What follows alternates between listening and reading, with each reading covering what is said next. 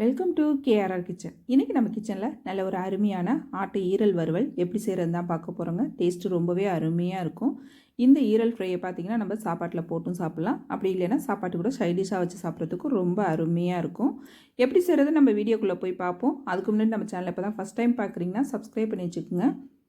கூடவே bell simple press பண்ணி ஆளுங்கிற ஆப்ஷனையும் ப்ரெஸ் பண்ணி வச்சுக்கோங்க. அப்போ தான் நான் போகிற வீடியோஸ் எல்லாம் உங்களுக்கு தொடர்ந்து நோட்டிஃபிகேஷனில் ஒன்றுக்கு ஒன்றே கிடச்சிக்கிட்டு இருக்கும். இப்போ வாங்க அந்த ஈரல் வறுவல் எப்படி செய்கிறதுன்னு பார்த்துடலாம். இப்போ ஈரல் வறுவல் செய்கிறதுக்கு பார்த்தீங்கன்னா அடுப்பில் ஒரு கடாய் வச்சுருக்கேன். ஒரு 2 டேபிள் ஸ்பூன் அளவுக்கு எண்ணெய் சேர்த்துக்கிறேன். எண்ணெய் நல்லா காஞ்சதுக்கப்புறம் பார்த்தீங்கன்னா இதில் தாளிப்பு ஜாமான் பார்த்தீங்கன்னா ஒரு 1/2 டீஸ்பூன் அளவுக்கு சோம்பு எடுத்து வச்சுருக்கேன். ஒரு சின்ன துண்டு பட்டை, கொஞ்சமாக கல்பாசி எடுத்துருக்கேன். இது மட்டும் நம்ம தாளிப்புக்கு சேர்த்தோம்னா போதும், வேறு எதுவும் சேர்க்க வேணாம்.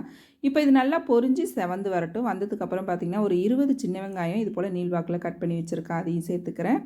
இது கூடவே ஒரே ஒரு பெரிய வெங்காயம் மீடியம் சைஸில் உள்ளது 2 பச்சை மிளகாய் கீறி வச்சுருக்கேன், அதையும் சேர்த்துக்கிறேன். நீங்கள் ஃபுல் அண்ட் ஃபுல் சின்ன வெங்காயம் வேணாலும் சேர்த்து செய்யலாம், அதுவுமே டேஸ்ட்டு ரொம்ப நல்லாயிருக்கும். நான் இன்றைக்கி 2 வெங்காயமும் சேர்த்து தான் செய்ய போகிறேன். இப்போ நல்லா பார்த்திங்கன்னா இது வதங்கி வரட்டும். வெங்காயம் கொஞ்சம் நல்லா பொன்னிறமாக நிறம் மாறி வரட்டும். இப்போ இந்த அளவுக்கு நல்லா நிறம் மாறி வந்தோன்னே இதில் இஞ்சி பூண்டு பேஸ்ட்டு சேர்த்துக்கும். நான் இன்றைக்கி ஒரு 1/2 டீஸ்பூன் அளவுக்கு இஞ்சி பூண்டு பேஸ்ட்டு சேர்த்துக்கிறேன். இஞ்சி பூண்டு பேஸ்ட்டு சேர்த்ததுக்கப்புறம் அதோட பச்சை மணம் போகிற வரைக்கும் ஒரு 2 செகண்டுக்கு அதை வதக்கி விட்டுக்குவோம். இப்போ இஞ்சி பூண்டு வதங்கினதுக்கப்புறம் பார்த்திங்கன்னா 1/2 கிலோ அளவுக்கு மட்டன் ஈரல் எடுத்து வச்சுருக்கேன். நல்லா கழுவிட்டு எடுத்து வச்சுருக்கேன். இப்போ இதில் சேர்த்துக்குவோம். நம்ம தண்ணிலாம் இல்லாமல் தண்ணியை வடிகட்டிட்டு சேர்த்துக்குங்க. இப்போ ஈரலை சேர்த்து பார்த்திங்கன்னா நல்லா ஒரு 3 நிமிஷத்துக்கு அதை நல்லா அந்த எண்ணெயில் வெங்காயத்தோடு சேர்த்து நல்லா வதக்கி விடணும். வதக்கிட்டு தான் அதுக்கப்புறம் நம்ம மசாலா சேர்த்து வேக வைக்கணும். நல்லா ஒரு 3 நிமிஷத்துக்கு வதக்கி வச்சோம் அப்படின்னாக்கா ஒரு பாதி அளவு வெந்து வந்துடும். இப்போ இதை நல்லா வதங்கட்டும். இப்போ பார்த்தீங்கன்னா தெரியும், நல்லாவே வதங்கி வந்துருச்சு. இப்போ நம்ம மசாலா பொருள் எல்லாம் சேர்த்துக்குவோம். இப்போ ஃபஸ்ட்டு இதில் பார்த்திங்கன்னா ஒரு 1/2 டீஸ்பூன் அளவுக்கு தனி மிளகாத்தூள் சேர்த்துக்கிறேன்.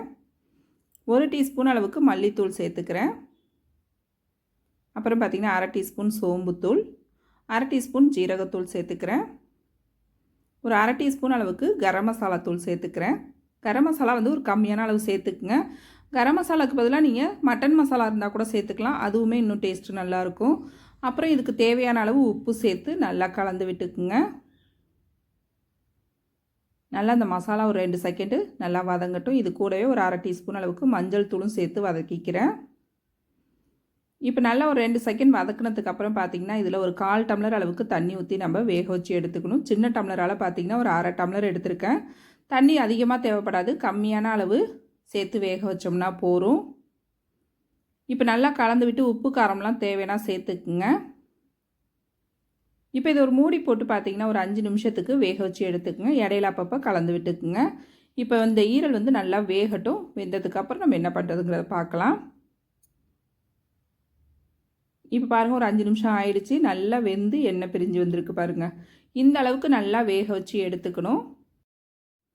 இப்போ ஈரல் வறுவல் பாருங்கள் நல்லா ரெடி ஆகிடுச்சு. இந்த பக்குவத்துக்கு வச்சுக்கிட்டிங்கன்னா சாப்பாட்டில் போட்டு சாப்பிட்றதுக்கு கரெக்டாக இருக்கும். இதை வந்து சப்பாத்தி, இட்லி, தோசை எல்லாத்துக்குமே வச்சு சாப்பிட்லாம். இது போல் நல்லா தளர்வாக கிரேவி மாதிரி வச்சுக்கிட்டிங்கன்னா. இது சாப்பாட்டுக்கு வச்சு சைட் டிஷ்ஷாக சாப்பிட போகிறீங்க அப்படின்னாக்கா கொஞ்சம் இதை ட்ரை ஆக்கிக்கணும். நான் இன்றைக்கி சைட் டிஷ்ஷாக தான் செய்கிறேன். இதுக்கு கூடவே பார்த்திங்கன்னா கடைசியாக இறக்க போகிறப்போ ஒரு 1/2 டீஸ்பூன் அளவுக்கு மிளகுத்தூள் தூவிக்கிறேன். இது கூடவே ஃப்ரெஷ்ஷாக நல்லா கருவேப்பிலை, கொத்தமல்லி நிறையா சேர்த்துக்குங்க. நல்லா வாசனையாக டேஸ்ட்டாக இருக்கும். இப்போ இதெல்லாம் சேர்த்ததுக்கப்புறம் ஒரு 2 செகண்ட் மட்டும் கலந்து விட்டு நல்லா அது ட்ரை ஆகிற வரைக்கும் ஒரு 3 நிமிஷத்துக்கு அப்படியே வச்சிடுறேன். உங்களுக்கு நல்லா தளர்வாக வேணும் அப்படின்னு நினச்சிங்கன்னா இந்த பக்குவத்திலே நீங்கள் இறக்கிடலாம். கிரேவி ரெடி ஆகிடுச்சு. நான் வறுவலுங்கிறதுனால இன்னும் கொஞ்சம் ட்ரை ஆக்கி விட்டுருக்கேன். இப்போ பாருங்கள் ரொம்ப சூப்பராக அருமையாக ரெடி ஆகிடுச்சு. இது ஆறுனதுக்கப்புறம் பார்த்தீங்கன்னா இன்னும் கொஞ்சம் நல்லா திக்காகும். அதனால் இந்த பக்குவத்துக்கு இறக்கிக்கிறேன்.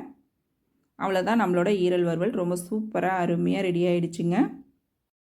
உடம்புல ரத்தம் கம்மியாக இருக்கிறவங்க பார்த்திங்கன்னா இதை வாரத்துக்கு ஒரு தடவை சேர்த்துக்கலாம். உடம்புக்கு ரொம்பவுமே நல்லதுங்க. இதில் நம்ம மிளகுலாம் சேர்த்துருக்கிறதுனால பார்த்திங்கன்னா சளி, இருமல்லாம் இருக்கும்போது கூட இது போல் நல்லா பெப்பர் போட்டு செஞ்சு கொடுத்தோம் குழந்தைங்களுக்கு அப்படின்னா உடம்புக்கு ரொம்பவுமே நல்லது. இந்த ஈரல் வறுவலை நான் இன்றைக்கி சொன்னது போல் நீங்களும் ட்ரை பண்ணி பாருங்கள். ட்ரை பண்ணி பார்த்துட்டு எப்படி இருக்குன்னு எனக்கு கமெண்ட் பண்ணுங்கள். என்னோட ரெசிபி பிடிச்சிருந்ததுன்னா லைக் பண்ணுங்கள், ஷேர் பண்ணுங்கள். மறக்காமல் நம்ம கேஆர்ஆர் கிச்சனை சப்ஸ்கிரைப் பண்ணி வச்சுக்கோங்க. நாளைக்கு வேற ஒரு ரெசிபியோடு சந்திப்போம். தேங்க்ஸ் ஃபார் வாட்சிங்.